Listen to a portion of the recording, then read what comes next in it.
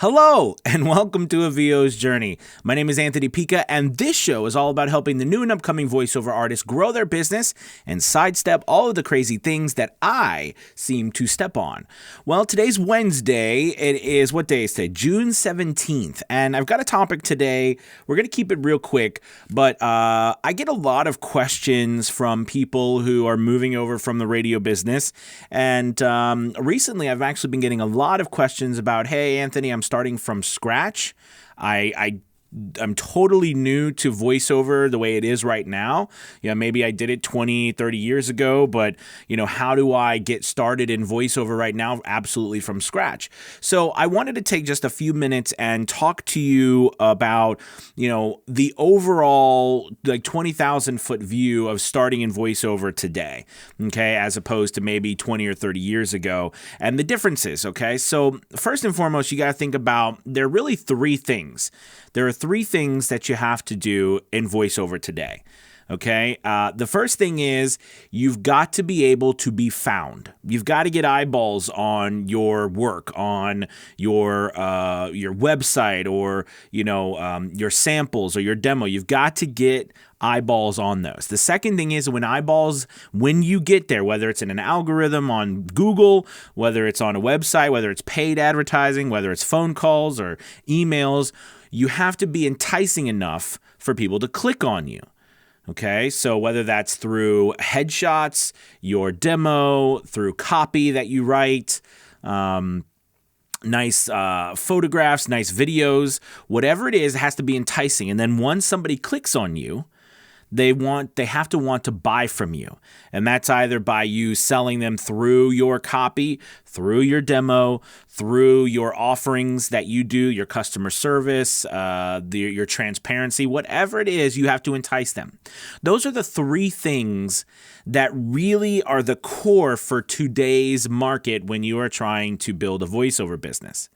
All right, so those are the three main things after you have everything set up. But let's go really quickly if you're just starting out with nothing. So the first thing you need to do, of course, is find a space in your house to record.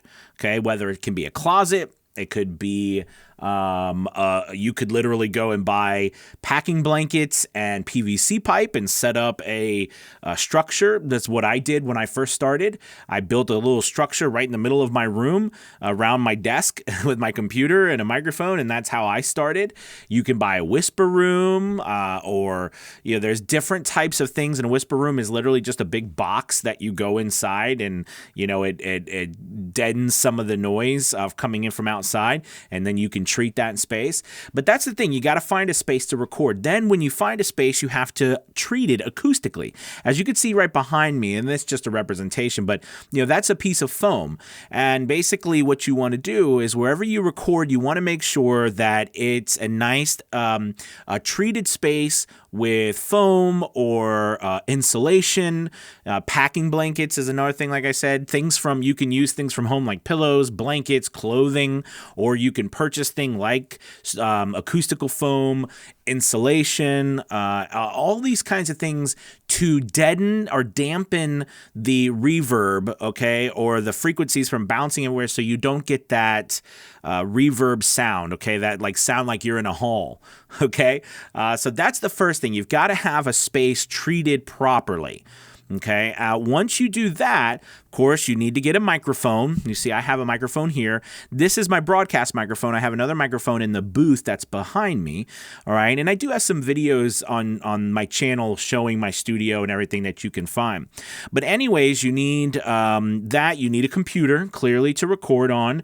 You need a DAW, which is what we call a digital audio workspace, workstation, which is like Audacity is a free one, Adobe Audition, Pro Tools, and there's a Reaper, bunch of different ones that you can use, all right, at different price levels, but you need somewhere to record onto it. You might know GarageBand, right? You might know these different things. They're software that we use to record on. And if you are using an XLR, there's USB mics and XLR mics. If you're using a USB mic, which has this on the end right here. You see this is a USB mic. This is a cord, an XLR cord. It plugs into an interface, which changes an analog signal into a digital signal. So you'd have to buy an interface as well. And by the way, I have a list, I'll link below on my website, of all just kinds of different mics and interfaces and equipment that you would need to use. You'll need a pair of cans, or they used to be called, or headphones, or you can use studio speakers. Either way, whatever you want, but you got to be able to listen back to your work. Okay, that's the overall thing that you need to start with to record something professionally. Okay, your treated space and your equipment. And there's more plugins and all kinds of things like that. But again, this is a 20,000 foot view. Next, after that, once you have all that done, you're going to need to start recording yourself, creating sample recordings, or what we call a demo, which is literally just a sampling of work that you've either done or work that you are just showing that you can do. Okay, there are many people who can do demos for you, but I really recommend when you start out to try to learn as much as you can, record as much as you can, join a Facebook group. We have a great group of VO's Journey. Join a group like we have Fiverr Elite as well. It's an awesome group. We meet every week. But the point is that join a group somewhere where you can talk to people, share what you're doing. That's supportive. Some groups are not as supportive as other groups, or let me rephrase, some groups are more geared towards more seasoned professionals, and some groups are geared towards more beginners. Find a group that you can connect with and you can ask questions. Okay, can you find a coach? Absolutely. A voiceover coach is it. I'm a voiceover coach and a voiceover business coach as well. A coach is really great, but you might not have a lot of money to start out with, so a coach might not be in the cards at the moment. But either way, you need to find a community that you can bounce off your recordings, watch YouTube videos, some of my videos on how to mix and master your stuff, adding EQ and so forth, so that when you record, your sound doesn't, or your recordings sound professional. They don't sound amateurish, because your whole goal here is to sell your voiceover services. And to do that, you've got to be as professional as possible. And that takes practice. It does. It takes practice and time. You're going to get better at it. You're not going to be good when you start. You're going to get better at it. All right. And there's, different types of genres of voiceover and everything that you can get into. But the next part here, after you have all of that set, you have a demo or samples, meaning like a sample could be 10 to 12 seconds of you recording a commercial, or a demo can usually be between a minute and 15 seconds or something like that nowadays, even 45 seconds to a minute of different little spots that you put together that are mixed together, most of the time with music. But if you do it yourself when you're just starting out, sometimes not having music could be better if you're not good at it. But my recommendation is now more than ever, because we have a lot of people coming in, it's becoming a lot more competitive, and you need to be able to produce something that's really professional. So that would be, what you need to be doing with demos and samples. Then you need to start joining websites. Okay. So there was this time where you would find now this is just my opinion, and there are some people who do this as well, but my recommendation now is to start yourself joining websites that offer, services like they find people who are looking for voiceover artists. They bring them to the site. You post your profile on that site. You post your demo, your samples on that site, and they bring people to you. And if they like what you do, they'll hire you through the website. It is the fastest and easiest way for a new voiceover artist to get started in this industry and get work. Sites like Fiverr.com, Upwork. There's pay-to-play sites. These are sites where you pay money, like $400 or $500 for a year subscription, and they basically send you auditions for people looking for work. Okay, now there's all kinds of websites that you can get on. There's a bunch that are free and there's a bunch that are paid for. But my recommendation to you is start getting on as many sites as you can as soon as you are able or ready to deliver work. meaning that you have your samples, you have your demos, you can put them up there. That is a great way for you to get started. And quite honestly, it's the best way. It's the fastest way. Can you do phone calls and emails? Absolutely. That's going to take a little bit longer, and it's going to require you to have some sort of website or base that you can send people to as well. You don't have to have a website there, but when you start going out and branching out on your own, trying to find your own business, you have to realize you are up against these big businesses right now online that are just crushing it when they're spending hundreds of thousands or millions of dollars on marketing.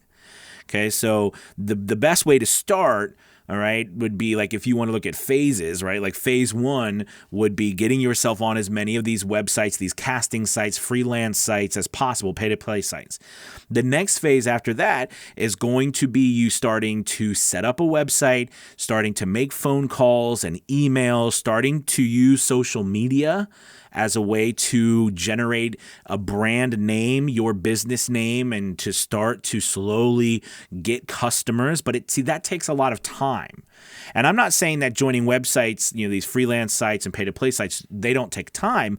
But when you join them, they are already established businesses with brand names that people are automatically going every day to get voiceover work. So for you, it allows you to get in front of people right away, as opposed to you trying to figure out, all the different social media platforms, what to post, how to find people who actually work, not to bug them. And so, you know what I mean? Like that takes time and effort that, when you're first starting out, you're doing so much that can be difficult. So that's why that's like a phase 2. And then phase 3 is for you to really bulk up your website and build your website to the point where that's like a hub to where you're generating business because your website is coming up in searches, you have a blog, you have lots of content that helps industries and things like that, so that you're being found. So these are that's like a 3-phase step, if you will, of how to build that.